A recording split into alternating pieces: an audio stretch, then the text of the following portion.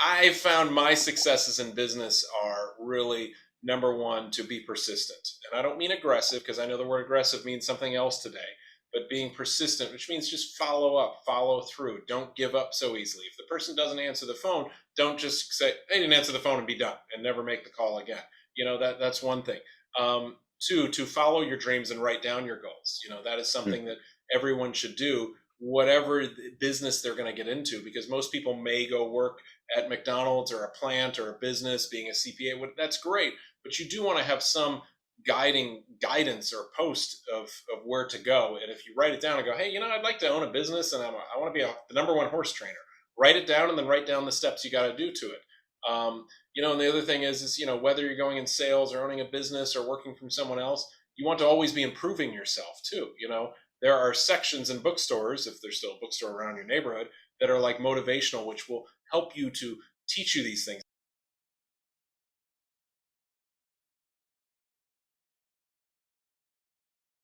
Welcome to this episode of the Strategy and Leadership, folks. My name is Anthony Taylor. My guest today is Ryan Kugler. Ryan, what's happening for you?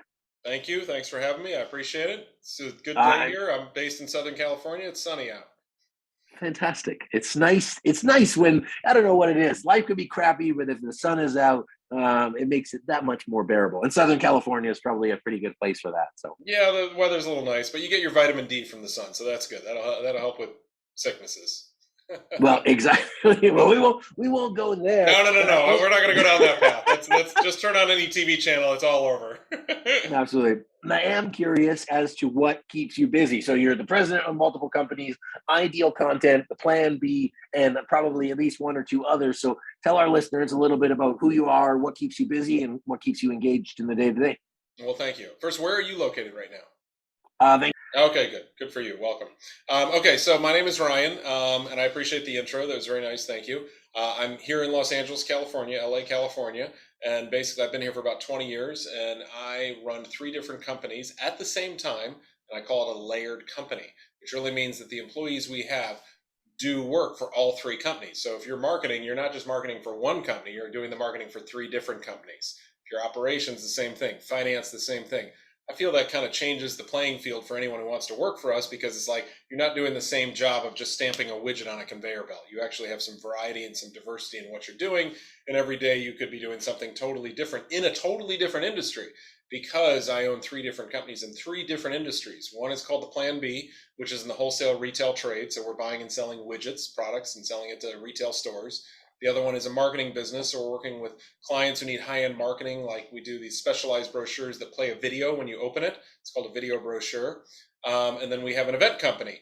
And the event company basically does a lot of charity, nonprofit, corporate events. We don't do any like weddings. It's not personal. So if you're a nonprofit and you want to put on like, a team building or a charity run walk to raise funds, we are the event company that people would call. And we do, being that COVID hopefully is slowing down, we're back in business and have about 25 booked so far for this year events. And these are mainly for nonprofits, for ailments, just to help with their, camaraderie of bringing people together and raising funds and awareness for whatever cause they represent. So that's how I stay busy. I have been busy. The event business actually is doing the best right now, ironically. It is a little strange. But a lot of people are booking events as people want to get back out and go see people and see things again. And as the restrictions are coming down, that's kind of nice. Awesome. Well, our listeners know if they're going to plan a cool event, whether it's in Southern California or not, they know how to reach out to you. Or not, But yes, what I we're find nationwide. okay, perfect. Yes. What I find cool is how you have, like, there's a lot of people who use a shared services model where they say, hey, marketing for this, but it's all internal. What are some of the benefits that you've seen, like putting your people in that model, and what are some of the challenges that you've seen incorporating that with your team?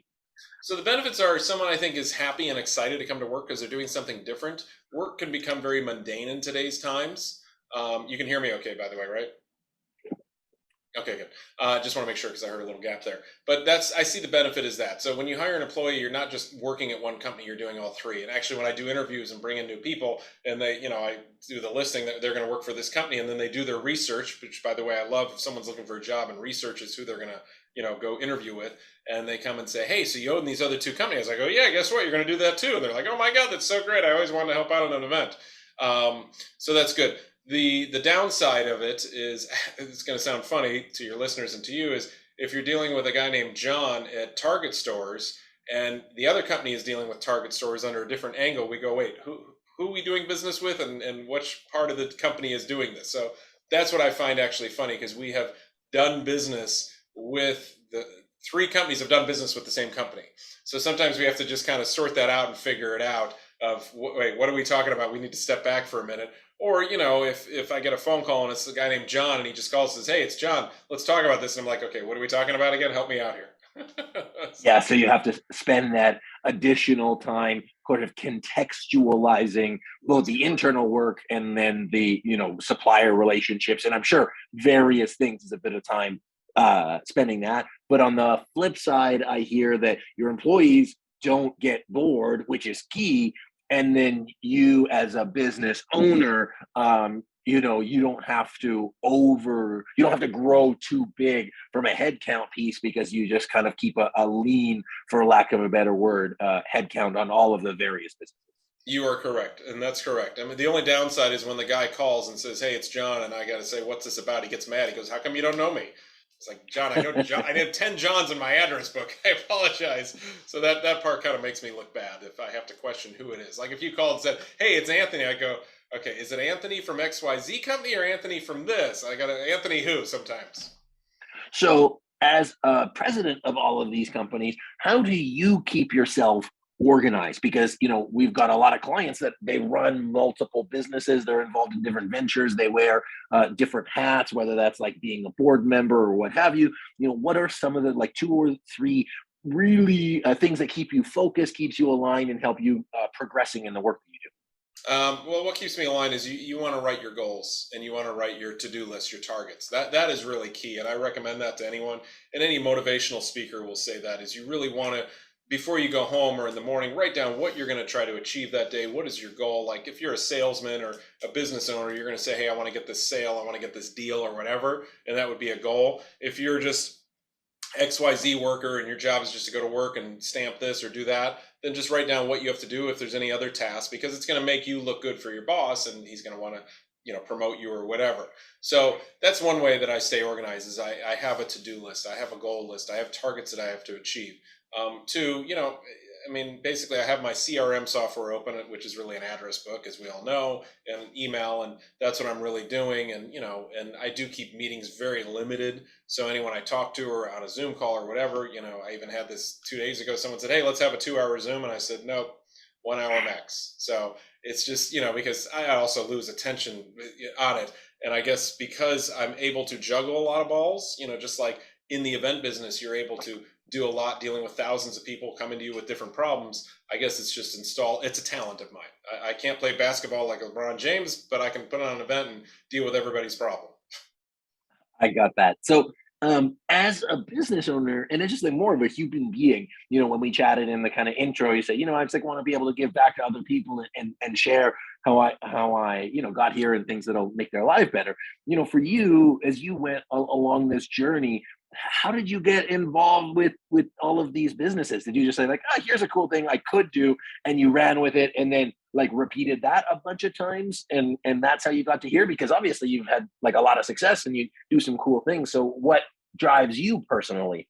So that is a good question. I remember when I was out of high school, I worked for the family business, which was a distribution business, which I guess I was born into, and kind of that's one of the businesses I still own. And I just wanted to work, and I just wanted to just make money and have something to do. And I lived, in an ocean city at the time in Florida.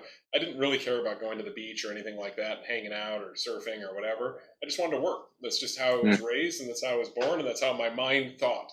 And I mean, everyone has their pattern in life that they follow. That was mine.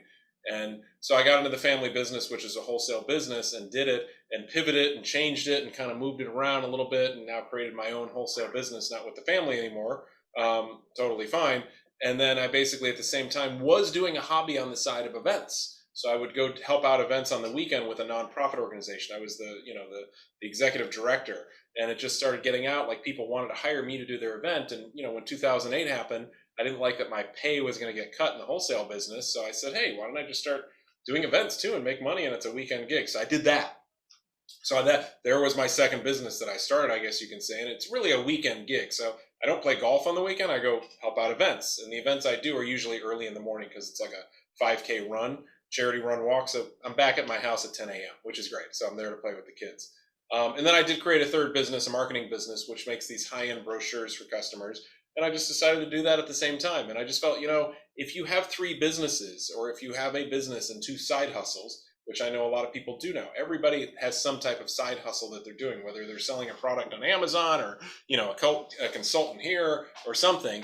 I guess you can say it's my side hustles, and I just continue to juggle them all because I just look at it like, okay, I stay busy, I'm happy, I'm in three different industries, so I'm never relying on one thing. So if the job I have goes south, like it did in recession, it went down a little bit, I would be screwed. So I decided to have other businesses just in case that happens again. And I'm actually looking for a fourth, but I don't want to be active in it. I want to be silent, a silent Yeah. partner, etc. Well, I think it's a cool way of turning both, what you like doing, like the passion, into real opportunity. And that's what's cool, when you say like, hey, like I saw a van that said like follow your dreams and you'll be happy. It's like, well, yes, and it sounds like the work that you do, that you genuinely enjoy it, it's part of your life and you get to contribute to it. And you've gotten it to a place where the system, structure, and processes that you had in place help you maintain that on a personal level while also maintaining the level of balance that you like in your life to be able to like hang out with your kids. What are you gonna do, sleep in like Saturday morning or support a group doing a 10K? Like freaking awesome. Yeah. And Yeah, I by really doing like those the events, diversification. I'm doing God's work and helping out these nonprofits, which is very rewarding to go out and do that. And that's how it started, is by doing this. I was working for free, just helping out events, and then people just started inquiring to me and saying, "Hey, would you help manage my event?" And I'm like, "Okay, I guess I'll charge you something." So I started doing something on the fund that I like. So I'm acknowledging what you said, and I agree with you. And yes, doing all these businesses helps, and which is why I like to do these podcasts too, because there is a part of life that is a little different now, which maybe you and your listeners have seen is, as people are coming out of high school, there's certain things that they don't know how to do or what to do. And I like to do these podcasts to tell people, hey, here's what's been done successfully. Like, you can call me an old timer or a young timer or whatever, but, like, hey, in business, if someone calls you or emails you, return their call, reply to their email type thing, And I found that some people in today's age are not taught that in school. Mm. So on that vein, what else do you want, the young leaders, the younger people who listen to our podcast, because there's probably about a quarter of them are in that kind of 18 to 25 age. What are some of those like life lessons that really shaped how you got to where you are right now that you'd like to share with them?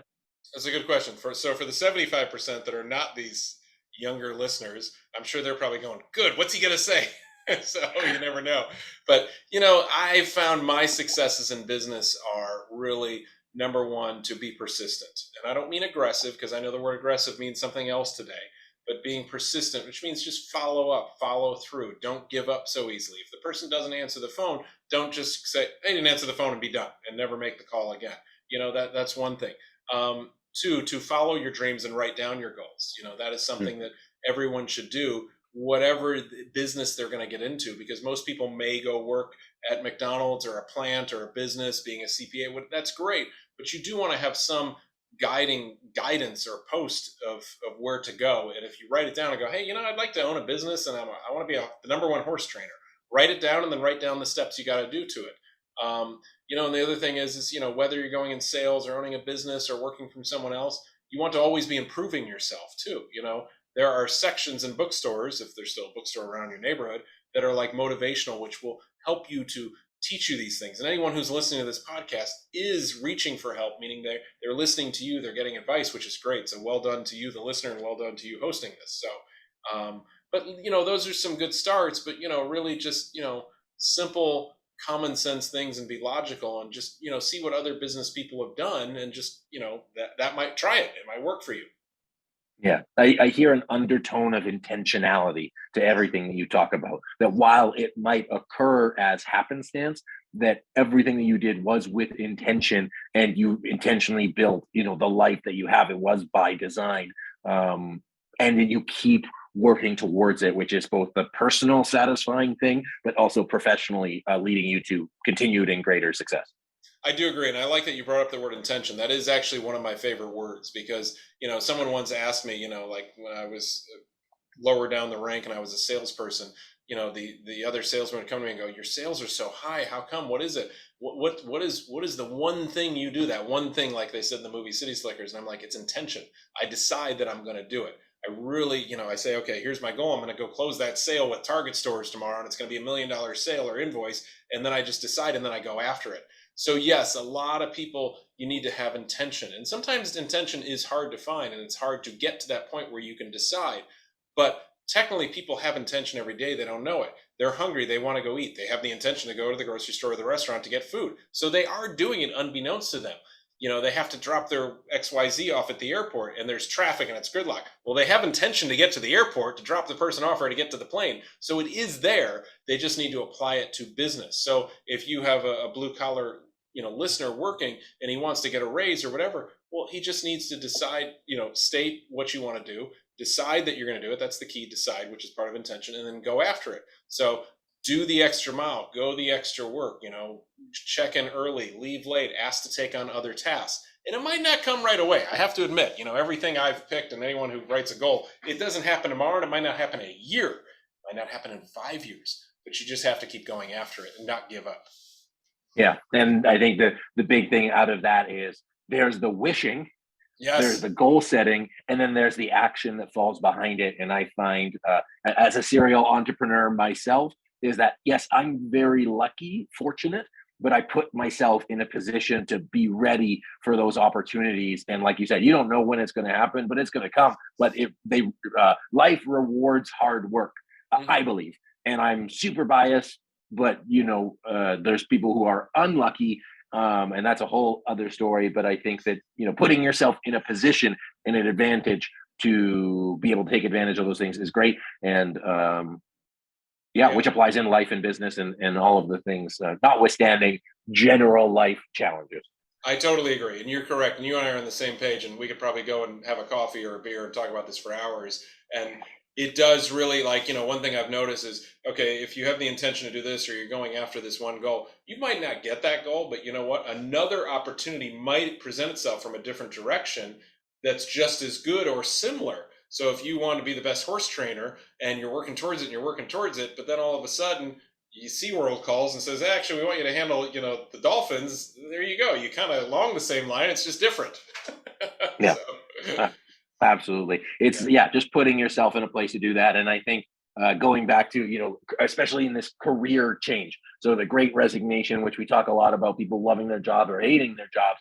A lot of people I think got put in their jobs by accident. They said, I just needed a job. Well, you got the job that you wanted by accident, crafting that and shaping that and putting yourself in a place to succeed, whether that's in career, personal life, professional life, romantic life. I'm not going to talk about dating today. That's our next episode.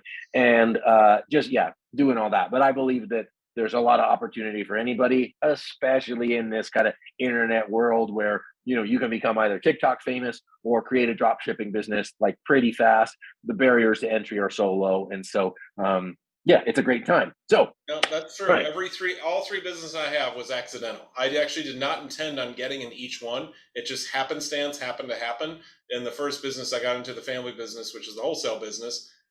I left home, call it, I ran away. And then I went, my tail between my whatever, and came back and said, hey, can I get a job? My dad said, great, you can work here and you can do this. And this is, you're not even getting paid. You get full commission. I went, okay. And now here I am 30 years later and pretty much still doing the same thing and making X amount. That's awesome. My first job, I delivered newspapers at 9 years old, just because I just needed some money. But not about me, about you. Last question, Ryan. As you look forward to what's happening in life, what are you challenged with still? What is something that you're like, oh, I haven't been able to solve this, and it's the next peak of your personal and professional development? That's a good question. The first that, what am I challenged with? Well, technology is always the changing of technology every day is always challenging. From Microsoft doing an update, and now Outlook it's different, and I got to figure out where the freeze panes buttons is. That's challenging. So technology changing. communicating. So, when I started, right out of high school and I was a salesman on the phone, you'd pick up the phone, you'd make a call. Well, sure, you could still do that, but today people don't answer phones. Today you get into voicemails. Some companies don't even have phones at desks. Like, I was in a conversation with someone who worked at a very prominent company, one of the top media companies in the world, and said, we don't even have a phone at our desk anymore. I'm like, well, how does someone get a hold of you? He goes, well, my cell phone. Well, how do we get the cell phone number? He goes, I don't know. Best of luck. So there are challenges now in getting a hold of people to communicate, to sell a product or service to. And there's so many different ways to communicate. Back when I started, it was, you make a phone call, you write a letter, or send a fax. And now it's everything from LinkedIn to social media to WhatsApp to all different, to texting, to emailing, to, all these different ways to communicate with someone. So that's challenging, because each person does have their new way of being communicated to. And some people coming out of high school don't use email or use Facebook or use that, or don't, not even on LinkedIn, and they don't know. So that's probably the most. I would love to get a better grasp on that, or to learn it more, or to learn, I've posted ads on social media, whatever, but I'd love to be a pro at it more, even though I don't think there's much of a return in my business because I don't sell to a consumer on social media. Because I think social media is used more for B2C, which is business to consumer sales. Got that. Well, I think so. To the point of communication and selling, it has both gotten easier because you can use all of Many these different mediums, ways. but also harder because it's like, oh, sorry, good luck, bud. Like, try to get a hold of me. So, Yeah. what I'm taking away from our conversation today is, life never stops its challenges, but the flip side of that is it never stops its opportunities. And I look forward to hearing whatever your fourth or fifth business is, Ryan, because I think it'll be really, really cool. So, how can our listeners get a hold of you? How can they learn more about the various companies that you engage in? Yeah, I own a marketing business, and the website is idealcontent.com. So one word, idealcontent.com. So if someone's looking for specialized marketing, thank you for letting me promote that. I own an event business. Yes, we do events all over the country, not just here in California. We have some already scheduled in Atlanta and New York and Pennsylvania and Texas. But the name of the company is A5 Events, so the letter A, the number 5, and the word events, which is plural. And then I own a wholesale business. So what we do is we basically help people with distribution of their products, whether it's inventory they can't move, liquidation closeouts, or they're looking for a new home, or just trying to get into a certain retailer marketplace. That's called aplanb.com.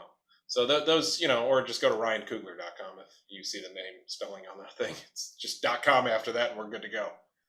Awesome. Well, I appreciate that, Ryan. Thanks for taking the time to chat with us today, and it's been a blast, like getting to know you. So thank you. Thank you. Thank you for the time. Fantastic, folks. Thank you for listening and watching and participating wherever you are. I appreciate you being here. This has been another episode of the Strategy and Leadership Podcast. Thanks for watching. Thanks for subscribing. Thanks for being you. And we'll see you next time. Bye, everyone.